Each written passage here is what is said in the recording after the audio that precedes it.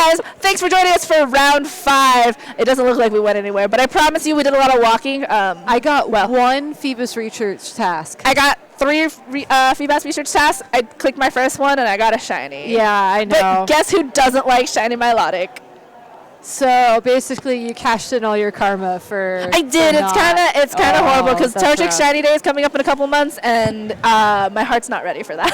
Oh my god! I'm gonna be in so much trouble for it. But I hope you guys enjoyed your break. I'm sure the players did too. Yeah, that was the last extended break that we had or have in the schedule for today. So we should be running the usual 50-minute rounds from here on out, which means break time should be a little bit shorter. Break time's over. Yeah, and hey, if you're bored during break, you can always check out the TCG stream. That is at twitch.tv/criticalhittcg. Or you can actually check out our YouTube channel, which, believe it or not, we are uploading videos to as we do the rounds. So shout out to the internet here for making that possible. Whoop, whoop. That's normally not possible. Yeah, that's true. Yeah. Internet upload is. Yeah, but round 5, 2 new players, 2 new teams, 2 new undefeated players even. Not unfamiliar players, though. Oh, no, without a doubt. Not even close. But we're almost there. 3 more rounds after this. Yeah. So. It's getting down to the wire. And almost miscounted. You have to wonder. I mean, we've had a couple of longer rounds. Maybe players have sort of gotten a little bit off their, momentum, let's say. And it's going to be, I think, getting down to the wire as we get closer and closer to our top cut. We're only doing a top cut of 8 players today, so that's really hard. Usually you have to remain either undefeated or, 1 loss, or if you're feeling incredibly lucky, or if you have like the tournament run of the century, X and 2. Right. But that's very hard to maintain. Yeah. And I was actually checking on Twitter and online, and there's been a lot of people who I think have been doing not the way they expected, whether it be good or bad. And I think it kind of just shows you, Moon Series is so volatile in the way that you run it. Like, disregarding the fact that it's like the first big regional and it's kind of like the first event for this new series, it's still one of those things where it's like people are still testing things out, trying new things. Because I know people were testing around about 2/3 of the way through Sun Series. So it's been interesting seeing who's been doing super well and who hasn't.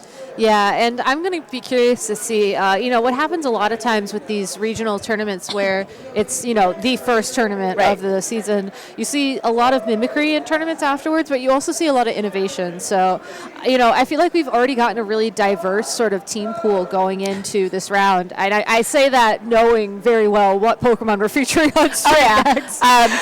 It'll be fun. So I'm really excited to see, not only how this tournament plays out, but how players are going to iterate on things moving forwards, especially since the Oceania International Championships is coming up in just a few weeks. Oh gosh, it's so close. I know. Someone was telling me it's like this regional, and then it's Super Bowl Sunday, or there's like a PC or something, and then it's Australia. Yeah, like it's just boom, boom, so boom. close.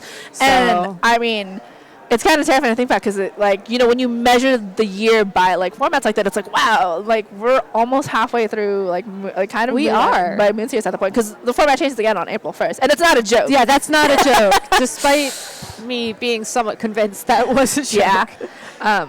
But that also means that we'll have, I think, the largest portion of time spent in the Ultra Series. Which I think is a fun format to look at. I mean, not, counting all the animation time you have for Z-moves and then for Mega Evolutions and all that stuff. But we'll cross that bridge when we get there. For now, it looks like our trainers are getting ready to go into games. So let's see our next round, which I'm so happy. It's Ashton Cox versus Diana Ross. That's going to be really fun because obviously, these are players that everybody's familiar with. Ashton having just won his second Brazil Internats. And Diana, obviously, I still remember her making Day 2 Worlds. That was such a hype match to watch, and I enjoyed that so thoroughly. I think you cast that match, right? I remember being in the audience. I might have cashed in a few favors to cast that match because it was just so exciting. It was a good match. I was literally out of my seat half the time. I'm pretty sure some of the other casters have photos of me freaking out in front of the camera. And I also had the pleasure of interviewing her as well afterwards, which was just, I feel really honored to be a part of that. But I'm glad to see that she's undefeated right now. And I think we've seen her team before. Yes. Just a little bit. Yeah, it looks strangely familiar, almost as if We had done this in a round before. Oh my god. Well, when you say it that way, but it's kind of cool because Ashton, I think, has gained a lot of notoriety recently for working really closely with Jeremy on all of his teams. They tend to run the same thing, and if you think back to pairings a while back, Ashton actually played Jeremy in round 2, and I hear that was actually a perfect mirror. Yeah, so that would make sense, knowing that Ashton and Jeremy team build so closely together. So it's always interesting when you have these players, playing against each other who might have seen the team before, they might have actually played it once in a previous round, and sort of how that interaction kind of plays into everything. And then I think it'll be just kind of fun because obviously for anybody who kind of looked at Ohio's stats last week, it does, as we are going to see on the screen very soon, have one of Gabby's favorite Pokemon here. As we have Ashton on your left side with that Xerneas, Amoonguss, Incineroar, Lunala, Komao, and that Crobat. And on your right side, Diana with that Venusaur, Groudon, Incineroar, Xerneas, Talonflame, and Tapu Koko. Komao is back. Gabby is happy. I love Komao. I think its Z move is probably one of the most fun animations to watch. It was introduced in Ultra Sun, Ultra Moon, so it does have a little bit more, I think, of a dynamic sort of air to it. And it works out really well. You get a boost, +1 boost in all of your stats. Komao, before the boost, is kind of a frail Pokemon, but with it, he can do some really interesting things. And I think what's really curious to me about this format is that Xerneas is, and maybe that Tapu Koko, depending on what moves it's running, are really the only Pokemon on Diana's side of the field, I guess the Talonflame as well, that can threaten it. So if Ashton's able to sort of eliminate those 3 Pokemon or otherwise navigate Komao so that that's not a problem, Komao is going to be pretty comfortable to just kind of sit around on the field and deal consistent damage. So I really want to see what Diana's strategy is going into this. As we said, her team looks eerily similar to Megan's team from the previous round. And it looks like she's going with a pretty safe lead to start. Yeah, so Diana going to be leading with that Incineroar and Tapu Koko, and we've got Ashton with the Xerneas Incineroar. So a very familiar lead from Sun Series, especially, that Geomancy set up with that fake out potential. So we are going to have those Intimidates going to be kind of vying for that speed. We do have Ashton's Incineroar going first with that Intimidate, and then we'll be having Diana's Incineroar going second on here. So Ashton possibly running a little bit of a faster team here. And I think that makes sense. I mean, when you want to lead the Incineroar alongside your Xerneas, having the fastest possible fake out means that that's a possibility for that Xerneas to Geomancy. Normally it might have to worry about the fake out or that Z move that I mentioned earlier from Tapu Koko. The Electrium Z move can actually knock out a Xerneas provided it's not like really specially invested. So that's something that just Ashton has a tool. If he knows that Diana maybe might switch one of these Pokemon around, he can, fake out the other one. Or in his case, he can just adjust entirely and switch in an Amoonguss. So that Amoonguss is coming in for that Tapu Koko, which is really interesting because, Amoonguss can't spore anything because of that terrain. As we have the fake out from Incineroar on Diana's side going into that protected Xerneas. We've got our first Z move from the get-go here. That Electrium Z from Tapu Koko boosted by terrain is going to do a lot of damage into that Amoonguss or that Xerneas, which is still, despite being, behind that protect, is going to take some damage. It's going to take some damage, but you have to wonder how much chip this Gigavolt Havoc can do when the Xerneas has protected. It only does a fraction of what it would do normally, so it might put the Xerneas into knockout range for something on Diana's team, but unfortunately we don't really have, we don't really know that. It only did about 20%. That's really not a lot. And now this Amoonguss can go ahead. It can't spore, but it can certainly Rage Powder and allow that Xerneas to set up the Geomancy for free.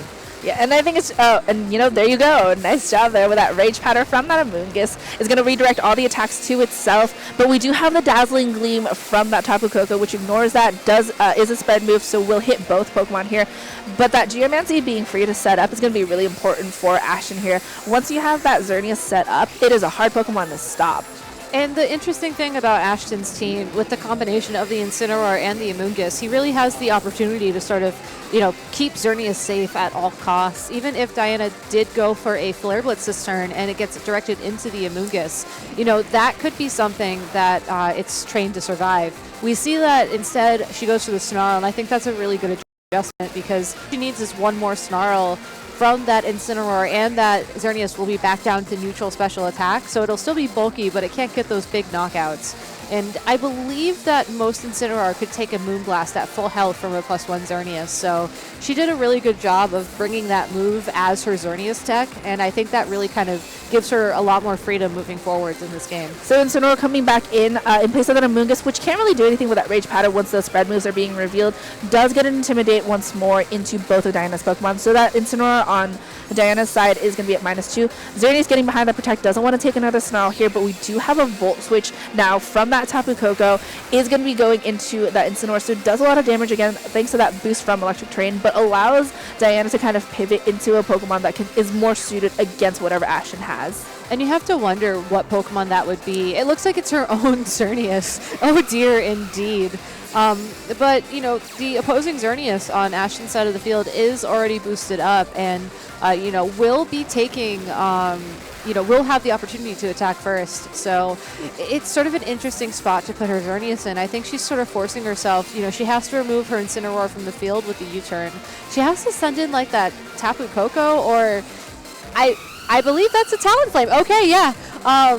And I guess the Talonflame has the benefit of the priority, you know, flying type attacks, but I was going to say, you know, it's almost like she wants to get her Incineroar back in and go for some more fake-out pressure, but I don't think you can afford to lose the Talonflame in this situation to do that. And I think it's interesting because we already saw the Electric MZ from that Koko, and for me, when I think of Talonflame now in this, I think of Fly MZ because it's such a good Pokemon to deal with something like Amoonguss, which Ashton has in the back. So to kind of reveal it here, I think maybe trying to bait something, or I'm not sure. It's kind of a tough decision to bring out that Talonflame here, as we do have the fake out from that Incineroar going into that Talonflame, so going to break that Gallowing's ability because it's no longer at full health, but we do have the Moonblast from that Xerneas going into Diana's Xerneas. It is at that +1, so that's a special attack held on though.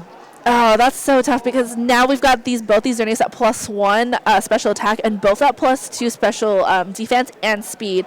But obviously Diana's is in a little bit tougher position. Oh, without a doubt. All that Ashton has to do is go for something like a Dazzling Gleam here, and that would be enough to knock out her Xerneas, which is unfortunate. I think that maybe she was trying to count on the fake out going somewhere else, and the Talonflame could then use Gale Wings to knock out that the opposing Xerneas. But I think that Ashton did a really good job of sort of respecting that and knowing that if you know, if the opposing Xerneas does get that Geomancy up, you know, maybe at that point it's a speed tie, or I could protect, get my Amoonguss back on the field. You know, he has a lot more freedom, I think, in these next couple of turns than Diana has. Yeah, I wonder if you protect and then Tailwind and then try to get that speed advantage for later on. I mean, it's going to be a tough call here, but that Incineroar is going to be returning. We've got that Amoonguss back on the field, so we won't be having Electric Terrain in just a little bit, but we also have a protect now from Ashton's own Xerneas, so we're going to try to make sure that it doesn't get knocked out here, as Moonblast actually from Diana's, obviously not going to hit with that protect, but we do have the Tailwind on this turn, so Diana will be getting that speed advantage for the next few turns, which means her Xerneas will be faster. Her Xerneas will be faster, but this Amoonguss can redirect all of its attacks, so it's going to come down to whether or not a +1 Dazzling Gleam from Diana's Xerneas is going to do enough damage to an opposing Xerneas that also has the Geomancy up. I don't think that's really possible. I think she's kind of at a spot where, you know, maybe she can take a turn to try and knock out the Amoonguss with the Dazzling Gleam and then something from that Talonflame on her side of the field, but the Xerneas is still going to be around for at least one more turn, and you know, maybe she can put it into fake out range. Maybe if one of these Pokemon gets knocked out, that Tapu Koko could get lucky and knock it out at this range, but she needs some big damage, and I'm not sure if the Pokemon she has in the back of her party are set up to do that. I mean, that's going to be really difficult, but we do have their Moonguss going to be returning, so no Rage Powder obviously on this turn. We are going to get that Incineroar Intimidate one more time from Ashton's side of the field. We are also going to make sure that we have that fake out potential for that next turn, so obviously you can go for that knockout on Xerneas if it doesn't get knocked out this turn. And we do have the Dazzling Gleam from Diana's Xerneas, and is not enough at all to pick up the knockout on Ashton's own Xerneas, but it is enough to allow Incineroar to get that berry and get that health back. That Brave Bird from Talonflame was probably going to go into that Amoonguss because Amoonguss is a tough Pokemon to kind of try and deal with. I don't know, though. I mean, I like how Diana played this because the Amoonguss's only option there was to go for something like a Rage Powder to redirect. So if you target the Xerneas, you know, it did protect the previous turn, so there's a chance the protect fails, or there's a chance that the Amoonguss doesn't go for the Rage Powder and you get your intended target. So I think that was the best way she could have played that, and I don't think Ashton sort of respected that option. either that or, we've only seen the Incineroar and the Amoonguss on his side of the field. Maybe something like the Lunala he's counting on to try and win this for him. If it's the Como he has him back, he needs to figure out how to stop that Xerneas, and I don't think that Diana's going to let it get faked out for a knockout. Yeah, well, it's going to be that Lunala instead. So I'm crossing my fingers and hoping I see a Lunala MZ at it here. I still haven't seen it like in a regional match. I wouldn't be surprised. I mean, I think everybody's sort of heard about Ashton's Ohio team and Jeremy's Ohio team. I should give credit where credit's due. And have the Lunala, and also I think Lunala MZ is just one of the most sort of like theoried Pokemon and item combinations there are out there right now. So it would be a really strong play. I think he needs to wait for a slightly better situation in order to reveal it. I think all he has to do realistically here is like fake out or otherwise, knock out the Xerneas somehow, and it looks like no fake out, just saving that for later. Yeah, so we do get that Amoonguss coming back in. It's going to take a Dazzling Gleam, and the Shadow Shield on Lunala is going to be broken on this turn, as now we have another Brave Bird from this Talonflame. Is going to be just doing a lot of damage to whatever it's going to hit right now. It's going to be that Lunala, and is almost enough to pick it up. That critical hit doing a lot of damage, but not enough to actually knock out this Lunala, as Psyshock now going to pick up that knockout on that Xerneas, so going to allow this Amoonguss to sort of Rage Powder again later. We do know that the Tapu Koko is still in the back, so still a little bit of a threat on Ashton.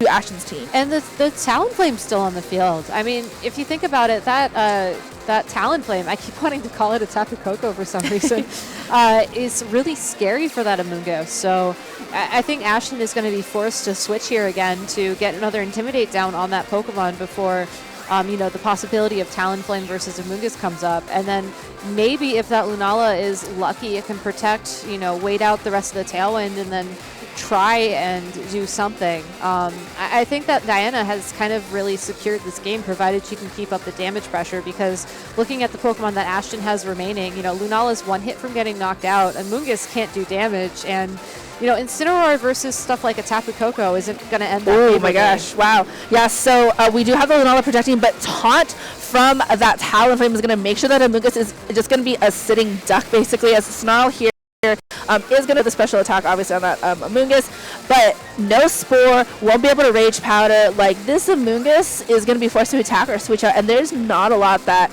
Ashton can do about it.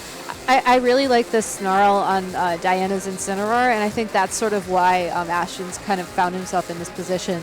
It's not a very common move on Incineroar. I think we're going to start seeing it be used more as, knockoff's functionality kind of goes away a little bit. But being able to lower the special attack of so many different Pokemon when there are so many different special attackers, that are viable right now in the metagame is huge.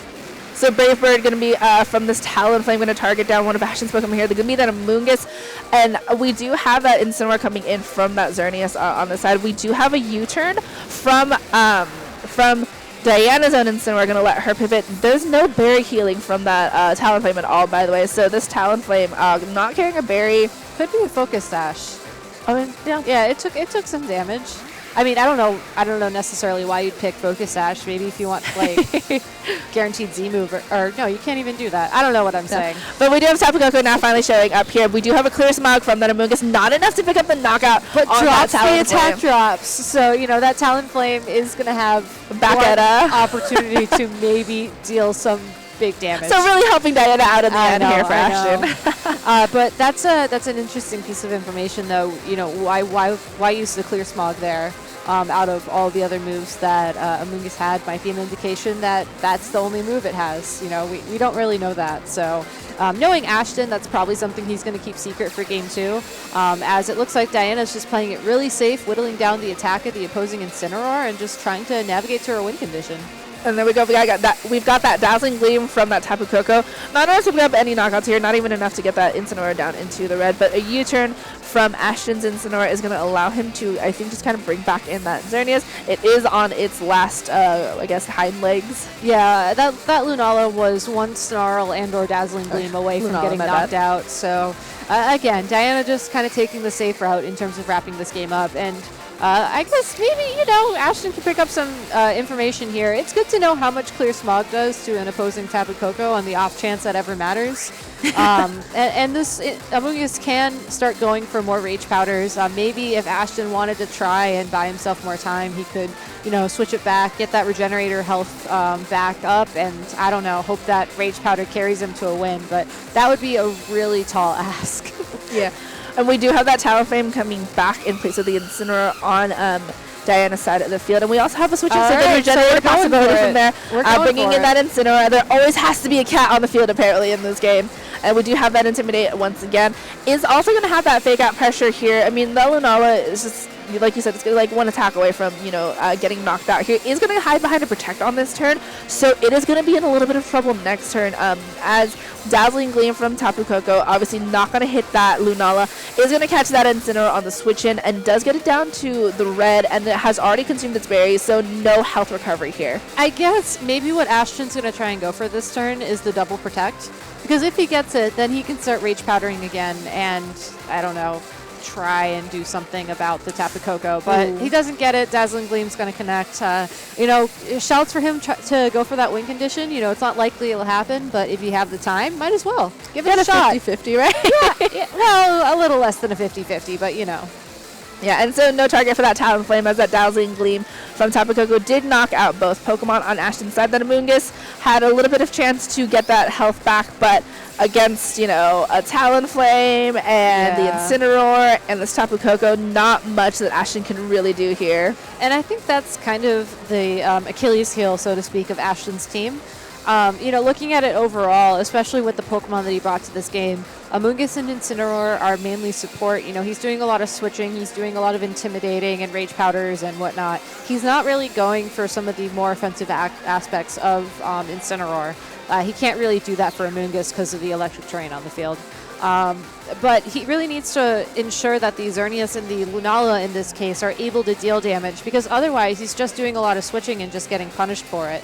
So I think his main adjustment in Game 2 is going to be either, one, trying to set up those Pokemon a little bit differently, maybe respecting the threat of the Talonflame and the Tapu Koko together a little bit more. I think Diana made a really good decision when she brought both of those Pokemon to the game. And just going for a Rage Powder there. He must be playing down the timer. Maybe he's hoping that, if this game were to go to time, or Game 2 go to time, that would be enough, I don't know, to force like a sudden death or something. But, because Amoonguss also hasn't. Well, I mean, the hard part is you have the Flare Blitz, and then you have like the Brave Bird. There's not really a lot. Like even with any sort of recovery from a berry, like there's not much that this Amoonguss could really do. Yeah, I think he's playing the clock here, which is fair. I think Ashton's probably one of the most experienced players when it comes to playing at a higher level. So I really like how he's kind of keeping that option available to himself. So maybe that could also be a clue to how he wants to play Game 2. Maybe he is going to slow things down a lot. I mean, he certainly has so many different support options on his team. Maybe he can just play the switching game a little bit differently. Maybe, I don't know. I think he has to bring the Xerneas, and as much as I love Komo-o, I think the Lunala as well, in order for him to have a chance in this matchup. So maybe if he just leads a little bit differently and kind of takes things a bit slower, we might be in a situation where in Game 3 it goes to the +3 turns, and then he's able to just deal big damage at that point. Yeah, and I think it's just kind of tough because, Diana's team is so good at dealing out damage. As soon as both of them had managed to set up their Xerneas, despite that Snarl on that Incineroar on Diana's side is actually a really good move to have. It's amazing. Yeah, it stops that Xerneas from being too much of a difficult Pokemon to handle. She set up her own Xerneas and managed to hold on after Ashton's own Xerneas was set up, and I think her damage output just overall put a lot more pressure on Ashton. Yeah, it did. I think Snarl actually is probably one of the best counters to Xerneas right now in the format, which is really kind of weird to say because most Pokemon who learn Snarl are actually weak to Fairy-type moves. But fortunately for Incineroar, it does have that Fire typing along with it and doesn't take much damage. I mean, even with the Geomancy, I'm pretty sure it can take a Moonblast provided it's, still at full health. So I think it's a really good option on a team that otherwise could potentially struggle with Xerneas, because, looking at her other Pokemon, I mean, she has the Z move on Tapu Koko, which can shut a Xerneas down if it doesn't Geomancy. But other than that, she really only has her Venusaur. So, again, just lots of options for her, and certainly something she must be considering right now, given Ashton's lead. All right, we've got a double Xerneas on here and double support as we've got that Incineroar and the Amoonguss here. So Ashton obviously with the Amoonguss Xerneas and Diana with the Xerneas Incineroar. So both of them kind of realizing, hey, Xerneas right now is one of the best Pokemon I can have on the field to just deal damage. And it's probably that way throughout most of the format as well. Fortunately for Diana, I think she's guaranteed a Geomancy here, whereas Ashton has to wonder what that Incineroar is going to do. If it goes for something like a Snarl, that could be really valuable. But instead, going for the Fake Out on Amoonguss, which I think is fair. We already saw that Clear Smog. We know it has Spore. This Xerneas could have just been either put to sleep or otherwise neutralized if it wasn't for that Fake Out. Yeah, and the first of the Geomancies here that we're going to see is coming from Diana, is going to get that +2 to its special attack. Has not gotten a special attack drop yet, potentially, from Ashton's Xerneas, like she did in Game 1. And we are going to be seeing another Geomancy now from Ashton's side of the field. So both Xerneas set up, and both are support Pokemon ready to go. I think we've seen more Geomancies throughout this tournament than we've seen Z-moves so far. That's a fair point. Which is fair, because I feel like this whole process of getting the Geomancy up, consuming your Power Herb, is actually about the same time it takes to do a Z-move. So depends which Z-move. True. Okay, very true. I'll accept that. But very safe turn from both these trainers. I think now that their Xerneas are set up, I wouldn't be surprised if Ashton just either starts Rage Powdering or goes for a Protect and or Spore and or Clear Smog. But looks like he's not doing the Rage Powder, so let's see what's going to sleep this turn. Here, so we do have the Xerneas on Diana's side did manage to go for that Dazzling Gleam, that spread move, so obviously no Rage Powder here. Incineroar is going to get knocked out thanks to that Moonblast from Ashton's own Xerneas, and now thanks to that Clear Smog from that Amoonguss, we have Xerneas getting removed from that Geomancy, so no more pluses for her, and we do know that Moonblast was almost enough to knock out that Xerneas, and now with that much chip, it is going to be able to get knocked out Moonblast. But now we have priority Gale Wings here with that Talonflame. Without the Intimidate as well. And if you think back to what we saw last game, without the Intimidate, that should do enough to the Amoonguss to knock it out. So this has to be a switch here. If Ashton brought his own Incineroar, I feel like it would take the field now to sort of protect its buddy. But instead, oh my god, Z move. Whoosh, whoosh, whoosh. We've got that Fly-In Z move here now, and that Supersonic Sky Strike. So like we talked about before, that priority Z move is so important and so nice to see, it's taking advantage of like so many of these things. So that must be going into the Amoonguss. I would assume, because like we were talking about earlier, the Moonblast should knock out that opposing Xerneas if it does go faster. So Diana getting rid of the Clear Smog, I guess, and also, oh no, actually. Yeah. It was last turn, right? The Clear Smog already happened. Getting rid of the threat for Spore, though, I think that might be really helpful moving forwards, but I don't know if it was worth losing her Xerneas. Yeah, and that's kind of tough because like now you're down another Pokemon as well.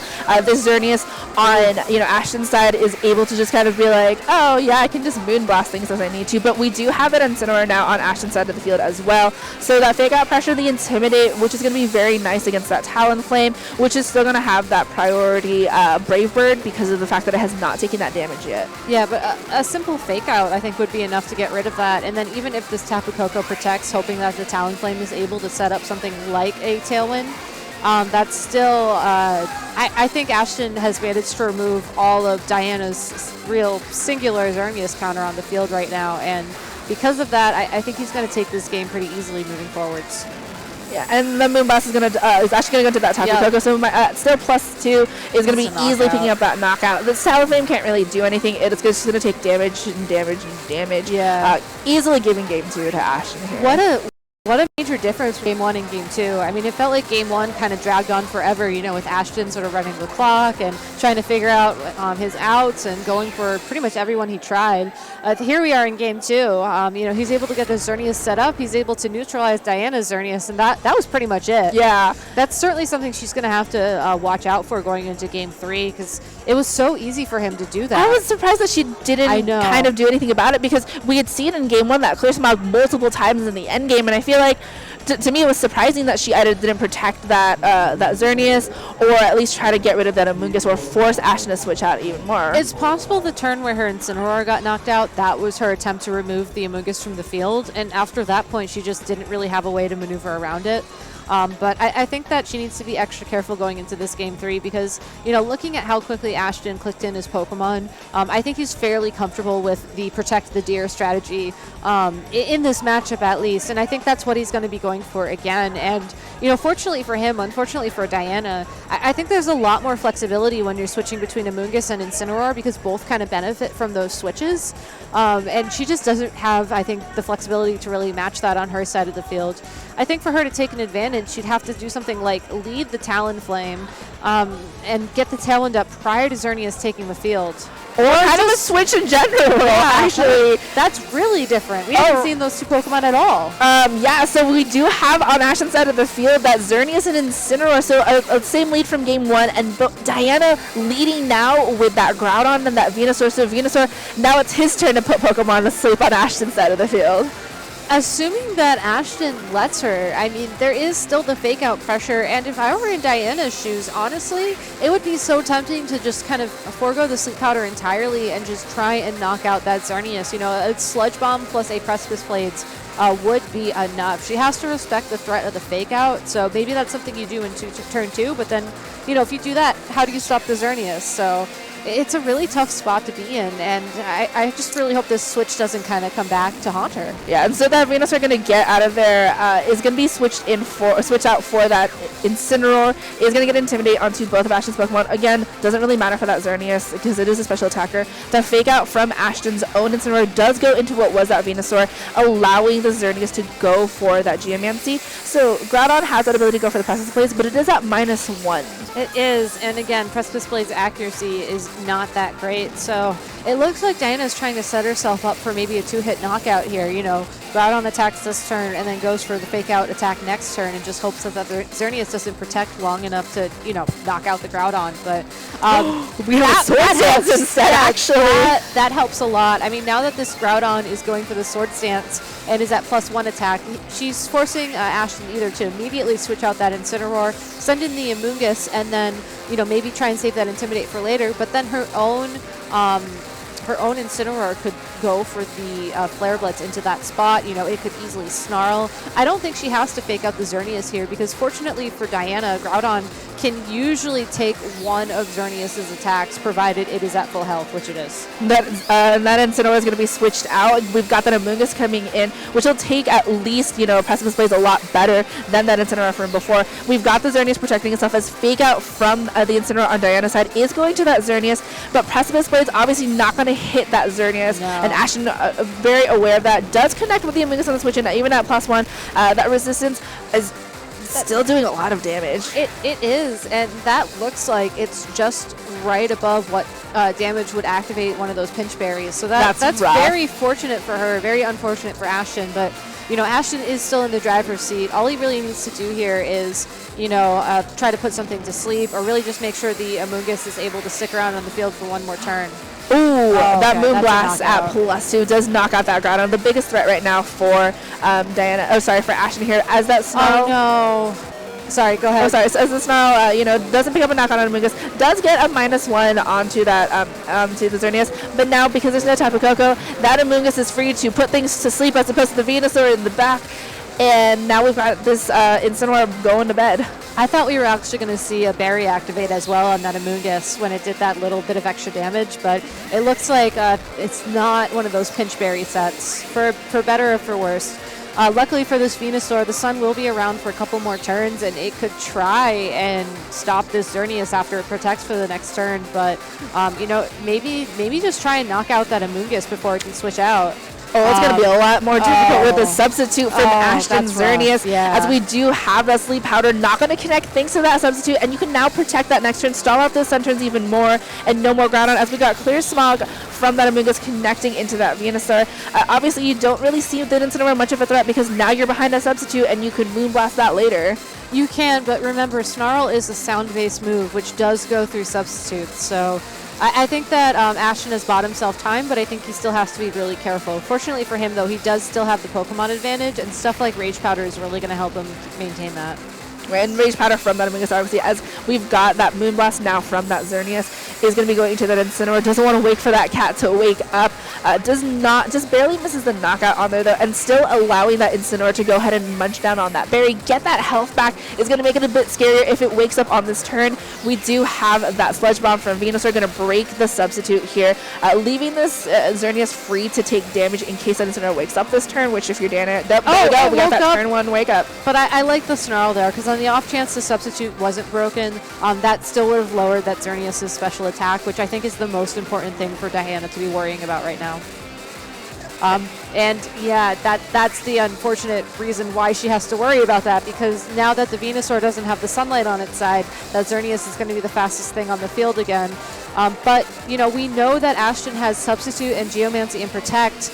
I think that its only attacking move is a Moonblast, so maybe that will help her out here. It's hard to say. A lot of times I feel like Xerneas sets itself up where it needs to do damage to both Pokemon on the field. But ooh, Diana switching that Incineroar, bringing her Xerneas, and the Xerneas on Ashton's side protecting against a Sludge Bomb, but we do have another Spore now, and this Xerneas going to be put to sleep as well. So that spot is, I guess, don't sleep on it.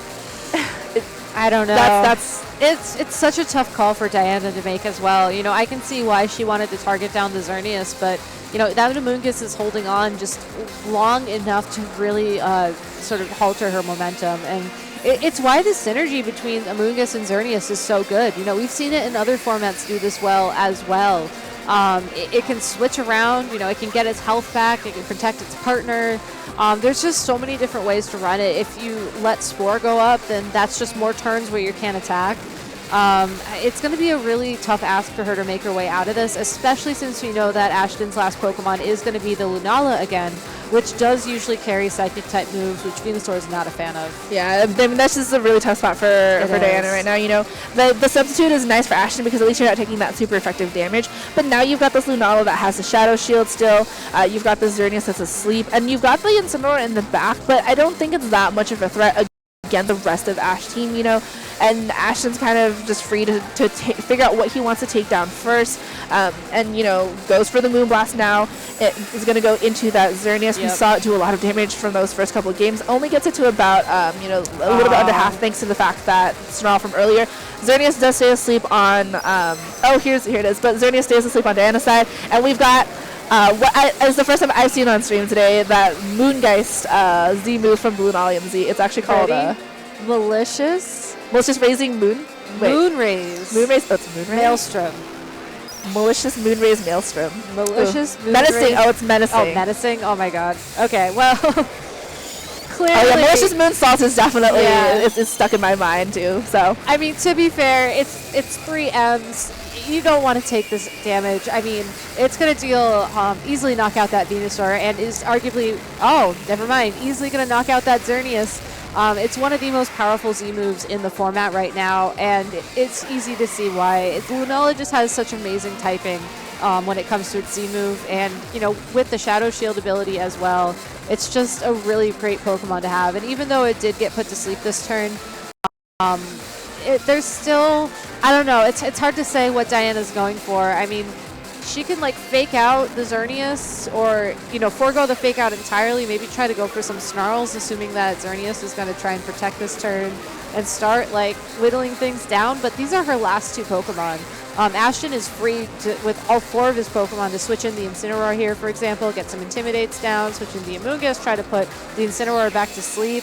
Like, there's just so many things Ashton can do. I don't think she can answer all of them. Yeah, I mean, unless she gets, like, you know, 5 Snarls and is free to do so, and then, like, really just make sure the damage output from that Xerneas isn't there. I mean, the big thing is that, you know, that Venusaur is still kind of a threat, but as long as Ashton protects the Xerneas, you know, he still has a lot of damage there. Does manage to, you know, protect the Xerneas this turn. That Lunala is going to take its necessary sleep turn. We do have the Sludge Bomb actually going to go into that Lunala, so going to break that Shadow Shield, does very little damage. And the Snarl again now is also going to do a lot of damage into that Lunala. Is going to, you know, also get that special attack drop there, but it's still just kind of a tough field for Diana to navigate. I think she's safe to try and sleep powder the Xerneas slot. honestly. Like, it might turn into an Amoonguss, it might turn into something else, but I think she has to continue using Snarl on that Incineroar. I don't think she can safely Flare Blitz or do anything else. So maybe if you put the Xerneas to sleep, that can buy you some more time, but that just does so much damage. And it looks like, the Incineroar had already consumed its Figgy Berry as well, so it's not getting that health back. Yeah, so Xerneas is going to be able to at least get it into the red. Is going to go down to a Sludge. Oh, no, sorry. It doesn't go down to a Sludge from that Venusaur. Lunala asleep again. That Snarl, also not enough to pick up any sort of, knockoff at all here. And it's just... It's an uphill battle, and I don't see kind of an end for Diana here. No. She played really well, though. I got to say, I really do like her team. I think we saw some really cool things from that Talonflame in turn 1. Ashton just showing, he's amazing at board control. I mean, he's really sort of kept the lead for games 1 and 2, for games 2 and 3. But also just how scary Xerneas can be when you support it so well. This is really all you need, I think, in the Moon format to do well. It's just the ability to set up a Xerneas and the ability to keep it safe. And the way that Ashton plays, it's just so well executed. I don't really think that Xerneas was threatened at all this game. No, and that Incineroar goes down to another Moon Blast. And here, as Amoonguss, switches in for that Lunala, is going to take that Sludge Bomb really nicely. And it's tough because, you've got that Moon Blast now into that Venusaur. That Sludge Bomb is nice, and it's still taking this damage, but now you've got that Incineroar in the back, and you've got Lunala, but you knock out the deer, so that the Xerneas, that's good for something. That's good for something. I knocked out the Xerneas. I did. At least we did something here, right? It wasn't a 4-0. Yeah. And really, I think that sometimes, I feel like that's more of a mental victory than anything else, which is okay. I mean, at the end of the day, she's still X-1 going into round 6 of the tournament. That means she has 3 more rounds to play. If she's able to sort of keep up her momentum and go for something, make a go for it and continue as an X-1 to the end of the tournament, she could still easily make top cut. And really having someone like Ashton Cox, who's going undefeated into round 6 of this tournament as for your losses, for your resistances, I mean, that's going to make a huge difference. Yeah. Not bad is a good way to put it. Not bad, it's like, hey, at least you have that as resistance. Well, I will say, as much as, we wanted to see Como, I think Ashton's 4 that he had here was very well done. He did a really good job of kind of supporting the 2 Pokemon he needed to. Yes. He had that Lunala and that Xerneas, and he set them up the way he needed to. I mean, obviously, it's, kind of like that remnant of his Sun team. There was a joke going around that, to play Moon Series, all you really have to do is stick a Z Crystal on something. And I mean, Lunala is not a bad Pokemon to put a Z Crystal on. I feel like the reason why Lunala didn't do as well in the Sun format is because people just wanted that Z Crystal on it. I know we saw a lot of Lunala, I think, with those pinch berries and occasionally, some other items. But Spell Tag Lunala? Okay. I didn't hear about that one, but okay. But with the Z Crystal, I think it really helps it sort of run this amazing sort of niche where it is a very defensive Pokemon with that Shadow Tag ability. It has enough bulk to Shadow Shield ability. It's been a long day. The extended break also kind of... but it also... allows it to, do those big hits when it needs to do them. And I really am excited to see sort of how the use of these restricted Pokemon evolve, with the addition of these Z Crystals, and then in the Ultra format with the addition of, the Orbs and Ultra Necrozium Z. The light that burns the sky, which is also a very long animation. I was going to say, that's like the most Pokemon attack I think I've ever heard of, honestly. But I think we should take a moment to, talk to Ashton, maybe get his ideas about how that match went, how his team works. You can ask him about his Como. I might. I just might. Yeah, but don't go anywhere, guys. You'll see this spot turn into Ashton in just a little bit.